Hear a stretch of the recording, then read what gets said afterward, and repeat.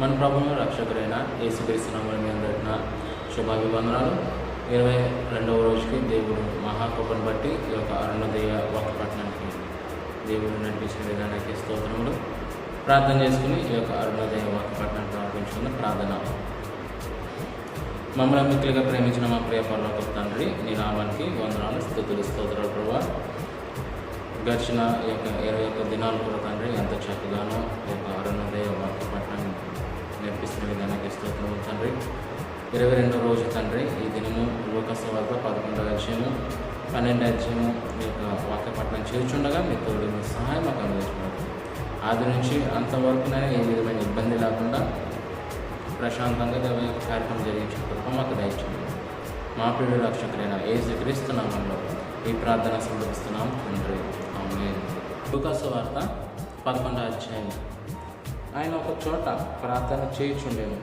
ప్రార్థన చాలించిన తర్వాత ఆయన శిష్యులలో ఒకడు, ప్రభువా, యోహాను తన శిష్యులకు నేర్పినట్టుగా మాకును ప్రార్థన చేయ నేర్పమని ఆయనను అడిగాను. అందుకైనా మీరు ప్రార్థన చేయనప్పుడు, తండ్రి, నీ నామము పరిశుద్ధపరచబడునుగాక, నీ రాజ్యము వచ్చునుగాక, మాకు కావలసిన అనుదిన ఆహారము దినదినము మాకు దయచేయము, మేము మాకచ్చి ఉన్న ప్రతి వానిని క్షమించుచున్నాము గనుక మా పాపములను క్షమించుము, మమ్మను శోధనలోకి తేకుము అని పలుకురని వారితో చెప్పాను.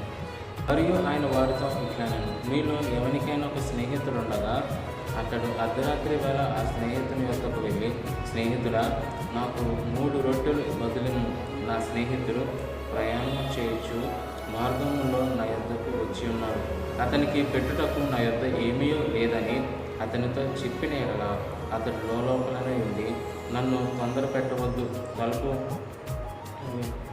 వేసి ఉన్నది, నా చిన్నపిల్లలు నాతో కూడా పండుకొని ఉన్నారు, నేను లేచి ఇయ్యలేనని చెప్పున, అతడు తన స్నేహితుడైనందున లేచి ఇయ్యకపోయినను అతడు సిగ్గుమాలి మాటి మాటికి అడుగుట వలనైనను లేచి అతనికి కావలసినవన్నీ ఇచ్చును అని మీతో చెప్పుచున్నాను. అటువలే మీరును అడుగుడి, మీకు ఇయ్యబడును, వెదకుడి, మీకు దొరుకును, తట్టుడి, మీకు తీయబడును, అడుగు ప్రతివానికి ఇయ్యబడును, వెతుకువానికి దొరుకును, తట్టువానికి తీయబడునని మీతో చెప్పుచున్నాను. మీలో తండ్రి అయిన వాడు తన కుమారుడు చేపనడిగితే చేపకు ప్రతిగా పామునిచ్చునా, గుడ్డునడిగితే తేలునిచ్చునా? కాబట్టి మీరు చెడ్డవారయుండి మీ పిల్లలకు మంచి ఈవులనీయ నెరిగి ఉండగా, పరలోకమందున్న మీ తండ్రి తను అడుగువారికి పరిశుద్ధాత్మ ఎంతో నిశ్చయముగా అనుగ్రహించున్నాను. నేను ఒకప్పుడైనా మూగ దెయ్యమును వెళ్ళగొట్టుచుండెను. ఆ దెయ్యము వదిలిపోయిన తర్వాత మూగవాడు మాట్లాడాను కనుక జనసమూహములు ఆశ్చర్యపడెను. అయితే వారిలో కొందరు, వీడు దెయ్యములకు అధిపతి అయిన బయల్జెబూలు వలన దెయ్యములను వెళ్ళగొట్టుచున్నాడని చెప్పుకొని, మరికొందరు ఆయనను శోధించుచు పరలోకము నుండి ఒక సూచక క్రియను చూపుమని ఆయనను అడిగిరి. ఆయన వారి ఆలోచనలు నెరిగి వారు చెప్పాను, తనకు తానే వ్యతిరేకముగా వేరుపడిన ప్రతి రాజ్యమును పాడైపోను, తనకు తానే విరోధమైన ఇల్లు కూలిపోను. సాతానును తనకు వ్యతిరేకముగా తానే వేరుపడిన ఎడల వాని రాజ్యం ఎలాగో నిలుచును? నేను బయల్జెబూలు వలన దెయ్యములను వెళ్ళగొట్టుచున్నానని మీరు చెప్పుచున్నారే, నేను బయల్జెబూలు వలన దెయ్యములను వెళ్ళగొట్టుచున్న ఎడల మీ కుమారులు ఎవరి వలన వెళ్ళగొట్టుచున్నారు? అందుచేత వారే మీకు తీర్పులై ఉందురు. అయితే నేను దేవుని వ్రేలితో దెయ్యములను వెళ్ళగొట్టుచున్న ఎడల నిశ్చయముగా దేవుని రాజ్యము మీ యొద్దకు వచ్చుచున్నది. బలవంతుడు ఆయుధములు ధరించుకుని తన ఆవరణను కాచుకొనున్నప్పుడు అతని సొత్తు భద్రముగా ఉండును. అయితే అతని కంటే బలవంతుడైన ఒకడు అతని పైబడి జయించినప్పుడు అతడు నమ్ముకొని ఆయుధముల అన్నిటినీ లాక్కొని అతని ఆస్తిని పంచిపెట్టును. నా పక్షమున ఉండని వాడు నాకు విరోధి, నాతో సమకూర్చని వాడు చెదరగొట్టువాడు. అపవిత్రాత్మ యొక్క మనుషుణ్ణి వదిలిపోయిన తర్వాత అది విశ్రాంతి వెదుగుచు నీరు లేని చోట్ల తిరుగుచుండెను. విశ్రాంతి దొరకనందున నేను వచ్చిన నా ఇంటికి తిరిగి వెళుదుననుకుని వచ్చి ఆ ఇల్లు ఊడ్చి అమర్చి ఉండుట చూచి వెళ్ళి తనకంటే చెడ్డమైన మరి 7 అపవిత్రాత్మలను వెంటబెట్టుకుని వచ్చును. అవి అందులో ప్రవేశించి అక్కడనే కాపురముండు. అందుచేత ఆ మనుషుని కడపటి స్థితి మొదటి దానికంటే చెడ్డదగునని చెప్పాను. ఆయన ఈ మాటలు చెప్పుచుండగా ఆ సమూహంలో ఉన్న ఒక స్త్రీ ఆయనను చూచి, నిన్ను మోసిన గర్భమును నీవు కుడిచిన స్థానములను ధన్యములైనవని కేకలు వేసి చెప్పగా ఆయన అవును గాని దేవుని వాక్యం విని దానిని గైకొనువారు మరీ ధన్యులని చెప్పాను. మరియు జనులు గుంపులుగా కూడినప్పుడు ఆయన ఇలాగ చెప్పసాగాను, ఈ తరము వారు దుష్టతరము వారై ఉండి సూచక్రియ నడుగుచున్నారు. అయితే యోనాను గూర్చిన సూచక్రియే కానీ మరి ఏ సూచక్రియను వీరికి అనుగ్రహింపబడదు. యోన నినివే పట్టణస్థులకు ఎలాగో సూచనగా ఉండెనో అలాగే మనుష్య కుమారుడు ఈ తరము వారికి సూచనగా ఉండును. దక్షిణ దేశపు రాని విమర్శ కాలమున ఈ తరము వారితో కూడా లేచి వారి మీద నేరస్థాపన చేయును. ఆమె సొలొమోను జ్ఞానం వినుటకు భూమి అంతముల నుండి వచ్చెను. ఇదిగో సొలొమోను కంటే గొప్పవాడిక్కడ ఉన్నాడు. నినివే మనుషులు విమర్శ కాలమున ఈ తరము వారితో కూడా నిలవబడి వారి మీద నేరస్థాపన చేయుదురు. వారు యోన ప్రకటన విని మారు మనసు పొందిరి. ఇదిగో యోన కంటే గొప్పవాడిక్కడ ఉన్నాడు. ఎవడును దీపం వెలిగించి చోటునైనను కొంచెము క్రిందనైనను పెట్టడు కానీ లోపలికి వచ్చేవారికి వెలుగు కనబడటకు దీపస్తంభం మీదనే పెట్టును. నీ దేహమునకు దీపము నీ కన్నే కనుక నీ కన్ను తేటగానుంటే నీ దేహమంతయు వెలుగుమయమై ఉండును. అది చెడ్డదైతే నీ దేహమును చీకటిమయమై ఉండును. కాబట్టి నీలో నుండి వెలుగు చీకటి ఉండకుండా చూచుకొనుము. ఏ భాగమైన చీకటి కాక నీ దేహమంతయు వెలుగుమయమైతే దీపము తన కాంతి వలన నీకు వెలిగించినప్పుడు ఎలాగుండునో అలాగూ దేహమంతయు వెలుగుమయమై ఉండునని చెప్పాను. ఆయన మాట్లాడుతుండగా ఒక పరిసయుడు తనతో కూడా భోజనము చేయమని ఆయనను పిలువగా ఆయన లోపలికి వెళ్ళి భోజన పంక్తిని కూర్చుండెను. ఆయన భోజనములకు ముందుగా స్నానము చేయలేదని ఆ పరిసయుడు చూచి ఆశ్చర్యపడాను. అందుకు ప్రభు ఇట్లనెను, పరిసయులైన మీరు గిన్నెయు పళ్ళెమును వెలుపల శుద్ధి చేయుదురు కానీ మీ అంతరంగము దోపుతోనూ చెడుతనముతోనూ నిండి ఉన్నది. అవివేకులారా, వెలుపల భాగమును చేసినవాడు లోపటి భాగమును చేయలేరా? కాగా మీకు కలిగినవి ధర్మము చేయుడి, అప్పుడు మీ కన్నీయు శుద్ధిగా నుండును. అయ్యో పరిసయ్యులారా, మీరు పుదీనా సాదాప మొదలైన ప్రతి కూరలోనూ 10వ వంతు చెల్లించుచున్నారే కానీ న్యాయమును దేవుని ప్రేమను విడిచిపెట్టుచున్నారు. వాటిని మానక వీటిని చేయవలసి ఉన్నది. అయ్యో పరిసయ్యులారా, మీరు సమాజ మందిరంలో అగ్రపీఠములను సంత వీధులలో బంధనములను కోరుచున్నారు. అయ్యో మీరు కనబడని సమాధుల వలె ఉన్నారు. వాటి మీద నడుచు మనుషులు అవి సమాధులని ఎరుగరనెను. అప్పుడు ధర్మశాస్త్రోపదేశకులకు బోధకుడా ఇలాగ చెప్పి మమ్మను కూడా నిందించుచున్నావని ఆయనతో చెప్పగా, అయ్యో ధర్మశాస్త్రోపదేశకులారా, మోయశక్యము కాని బరువులను మీరు మనుషుల మీద మోపుదురు కానీ మీరు ఒక వేలుతోనైనాను ఆ బరువులను ముట్టరు. అయ్యో మీ పితరులు చంపిన ప్రవక్తల సమాధులను మీరు కట్టించుచున్నారు. కావున మీరు సాక్షులై మీ పితరుల కార్యములకు సమ్మతించుచున్నారు. వారు ప్రవక్తలను చంపిరి, మీరు వారి సమాధులు కట్టించుదురు. అందుచేత దేవుని జ్ఞానము చెప్పినదేమనగా, నేను వారి యొద్దకు ప్రవక్తలను అపొస్తలులను పంపుదును. వారు కొందరిని చంపుదురు, కొందరిని హింసింతురు. కాబట్టి లోకము పుట్టినది మొదలుకొని అనగా ఏబేలు రక్తం మొదలుకొని బలిపీఠమునకు మందిరమునకును మధ్య నశించిన జకరయ్య రక్తం వరకు చిందింపబడిన ప్రవక్తలందరి రక్తము నిమిత్తము ఈ తరం వారు విచారింపబడతారు. నిశ్చయంగా ఈ తరము వారు ఆ రక్తము నిమిత్తము విచారింపబడతారని మీతో చెప్పుచున్నాను. అయ్యో ధర్మశాస్త్రోపదేశకులారా, మీరు జ్ఞానమును తాళపు చెవిని ఎత్తుకొని పోతిరి. మీరును లోపల ప్రవేశించు వారిని అడ్డగింతురని చెప్పెను. ఆయన అక్కడి నుండి వెళ్ళినప్పుడు శాస్త్రులను పరిసయ్యులను ఆయన మీద నింద పగబట్టి ఆయన మీద నేరము మోపవలనని ఉండి ఆయన నోట నుండి వచ్చు ఏ మాటనైనాను పట్టుకొనుటకు కొంచెం వెదుకుచు చాలా సంగతులను గురించి ఆయనను మాట్లాడింపసాగిరి. 12వ అధ్యాయము. అంతలో ఒకరినొకడు త్రొక్కుకొనున్నట్లు వేల కొలది జనులు కూడినప్పుడు ఆయన తన శిష్యులతో మొదట ఇట్లని చెప్పసాగిన, పరిసయ్యుల వేషధారణ అను పులిసిన పిండిని గురించి జాగ్రత్త పడుడి. మరుగైనది ఏదియు బయలుపరచకపోదు, రహస్యమైనది తెలియబడకపోదు. అందుచేత మీరు చీకటిలో మాట్లాడుకున్నవి వెలుగులో వినబడును. మీరు గదులయందు చెవిలో చెప్పుకున్నది మిద్దెల మీద చాటింపబడును. నా స్నేహితులైన మీతో నేను చెప్పినదేమనగా, దేహమును చంపిన తర్వాత మరేమీ చేయలేరని వారికి భయపడపడి ఎవరికి మీరు భయపడవలనో మీకు తెలియజేయుదును. చంపిన తర్వాత నరకంలో పడద్రోయ శక్తి గలవానికి భయపడుడి. ఆయనకే భయపడుడని మీతో చెప్పుచున్నాను. 5 పిచ్చుకలు 2 కాసులకు అమ్మబడును కదా, అయినను వాటిలో ఒకటైనను దేవుని యొక్క మరువబడదు. మీ తల వెంట్రుకలన్నీ లెక్కింపబడి ఉన్నవి. భయపడకుడి. మీరు అనేకమైన పిచ్చుకల కంటే శ్రేష్ఠుల కారా? మరియు నేను మీతో చెప్పినదేమనగా, నన్ను మనుషులు ఎదుటను ఒప్పుకొను వాడెవడో మనుష్య కుమారుడు దేవుని దూతలు ఎత్తున వాటిని ఒప్పుకొను. మనుషులు ఎత్తునను ఎరుగనని వానిని నేను ఎరుగనని దేవుని దూతల ఎదుట చెప్పుదును. మనుష్య కుమారుని మీద వ్యతిరేకంగా ఒక మాట పలుకువానికి పాపక్షమాపణ కలుగును గాని పరిశుద్ధాత్మను దూషించువానికి క్షమాపణ లేదు.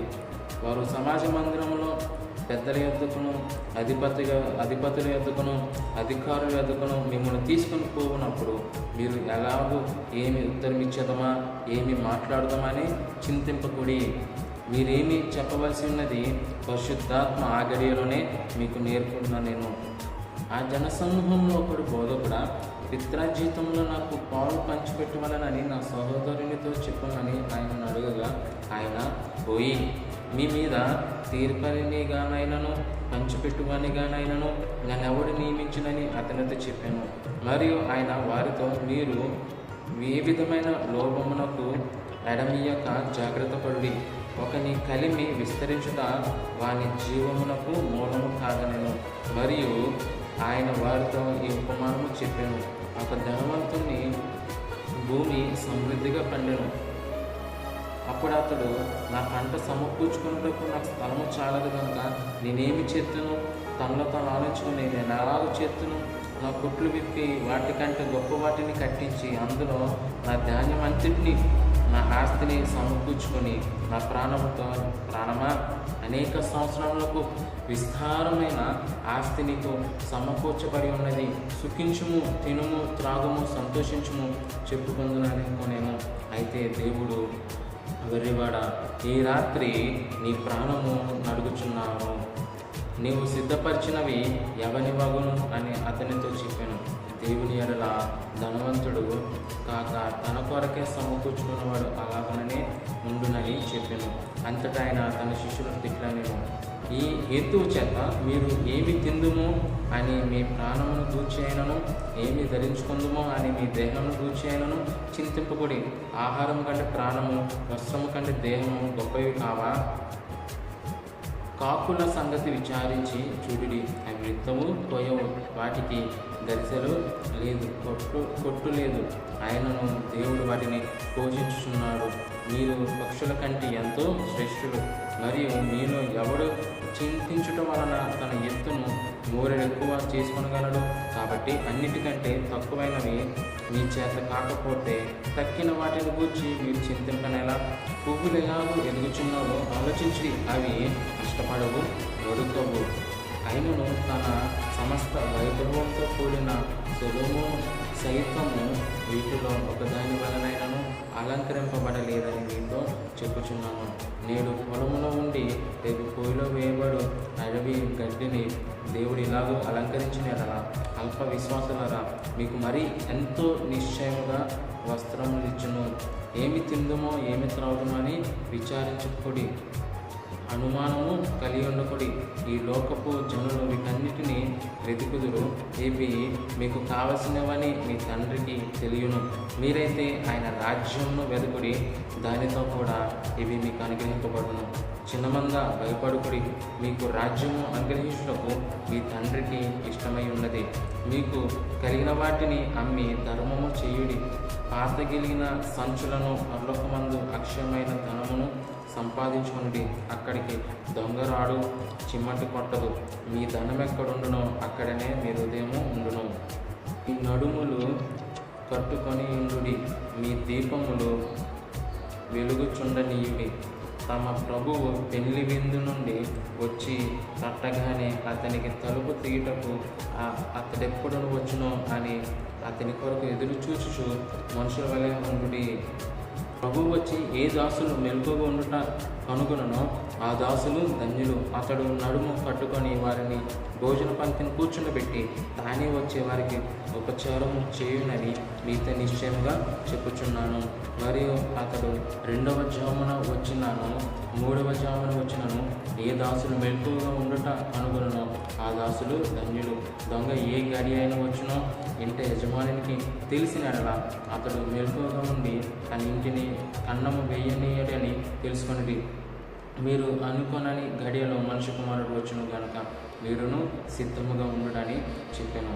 అప్పుడు పేతురు, ప్రభువా, ఈ ఉపమానం మాతోనే చెప్పుచున్నావా, అందరితోనూ చెప్పుచున్నావా అని ఆయన అడగగా, ప్రభు ఇట్లనెను, తగిన కాలమున ప్రతివానికి ఆహారం పెట్టుటకు యజమానుడు తన ఇంటి వారి మీద నియమించినట్టి నమ్మకమైన బుద్ధిగల గృహ నిర్వాహకుడు ఎవడు? ఎవరిని ప్రభువు వచ్చి వాడు అలాగనే చేయుచుంట కనుగొనను ఆ దాసుడు ధన్యుడు. అతడు తనకు కలిగిన దానంతటి మీద వాని నుంచునని మీతో నిజముగా చెప్పుచున్నాను. అయితే ఆ దాసుడు నా యజమానుడు వచ్చుట ఆలస్యం చేయుచున్నాడని తన మనసులో అనుకొని దాసులను దాసీలను కొట్టి తిని త్రాగి మత్తుగా ఉండసాగితే వాడు కనిపెట్టని దినములలో ఎరుగని గడియలలో ఆ దాసుని యజమానుడు వచ్చి వారిని నరికించి అపనమ్మకస్తులతో వారిని పాలు నియమించును. తన యజమానుని చిత్తమెరిగి ఉండి సిద్ధపడక అతని చిత్తము చొప్పున జరిగింపక ఉండు దాసునికి అనేకమైన దెబ్బలు తగులును. అయితే తెలియక దెబ్బలకు తగిన పనులు చేసిన వానికి కొద్ది దెబ్బలే తగులును. ఎవరికి ఎక్కువగా ఇవ్వబడినో వాని యొద్ద ఎక్కువగా తీయజుద్దురు. మనుషులు ఎవరికి ఎక్కువగా అప్పగింతురో వాని యొద్ద ఎక్కువగా అడుగుదురు. నేను భూమి మీద అగ్ని వచ్చి తిని అది ఇదివరకే రగులుకొని మండవలనని ఎంతో కోరుచున్నాను. అయితే నేను పొందవలసిన బాప్తిసం ఉన్నది, నేను నెరవేరు వరకు నేను ఎంతో ఇబ్బంది పరుచున్నాను. నేను భూమి మీద సమాధానం కలిగజేయవచ్చునని మీరు తలంచుకున్నారా? కాదు, భేదమునే కలిగజేయవచ్చునని మీతో చెప్తున్నాను. ఇప్పటి నుండి ఒక ఇంట్లో 5 వేరుపడి ఇద్దరికి విరోధంగా ముగ్గురికి విరోధంగా 2 నుందురు. తండ్రి కుమారునికి, కుమారునికి తండ్రికి, తల్లి కుమార్తెకు, కుమార్తె తల్లికిను, అత్త కోడలికిను, కోడలు అత్తకును విరోధులుగా ఉందిరని చెప్పాను. మరియు ఆయన జనసమూహంలో తిట్లనను, మీరు పడమట నుండి మబ్బు పైకి వచ్చుట చూచినప్పుడు వాన వచ్చుచున్నదని వెంటనే చెప్పుదురు, అలాగే జరుగును. దక్షిణపు గాలి విసురుట చూచినప్పుడు వడగాలి కొట్టునని చెప్పుదురు, అలాగే జరుగును. వేషధారులారా, మీరు భూమ్యాకాశముల వైఖరి గుర్తింప నెరుగుదురు. ఈ కాలమున మీరు గుర్తింప నెరుగరేలా ఏది న్యాయమో మీ అంతటా మీరే విమర్శింపరేలా వాదించువానితో కూడా అధికారి యొద్దకు నీవు వెలుచుండగా అతని చేతి నుండి తప్పించుకున్నటకు త్రోవలోనే ప్రయత్నము చేయము. లేదా అతడు ఒకవేళ నిన్ను న్యాయాధిపతి యొద్దకు ఈడ్చుకొని పోవును, న్యాయాధిపతి నిన్ను బంట్రోతులకు అప్పగించును, బంట్రోతు నిన్ను చెరసలలో వేయును. నీవు కడపట్టి కాసు చెల్లించే వరకు వెలుపలికి రావని నీతో చెప్పుచున్నానని నేను. దేవుడు ఈ యొక్క వాక్యాన్ని దీవించి ఆశీర్వదించుగాక. ప్రార్థన చేసుకుని ఒక కార్యక్రమం ముగించుకున్నాను. ప్రార్థన. మమ్మల్ని మిగిలిగా ప్రేమించిన మా ప్రియ పరలోక తండ్రి, నీ నామానికి వందనాలు స్తుతులు స్తోత్రాలు ప్రభువా. ఈ యొక్క 22వ రోజు అరుణోదయ వాక్య పఠనము లోక సువార్త 11 అధ్యాయం 12 చదవడానికి ఇచ్చిన స్తోత్రం తండ్రి. ఈ దినమంతయు మేము చేస్తున్న ప్రయత్నంలో, ప్రయాణంలో అన్ని విషయాల్లో మాకు సహాయం దయచేసి తిరిగి రేపు ఉదయం అరుణోదయం మాకు పట్ల మేమందరం కలిసి కుటుంబం దయచేయండి. సమస్తం మీ చేతులు అర్పించుతూ మా ప్రియుడు రక్షకుడైన యేసుక్రీస్తు నామంలో ఈ ప్రార్థన సమర్పిస్తున్నాం తండ్రి. ఆమేన్. మీ అందరికీ వందనాలండి.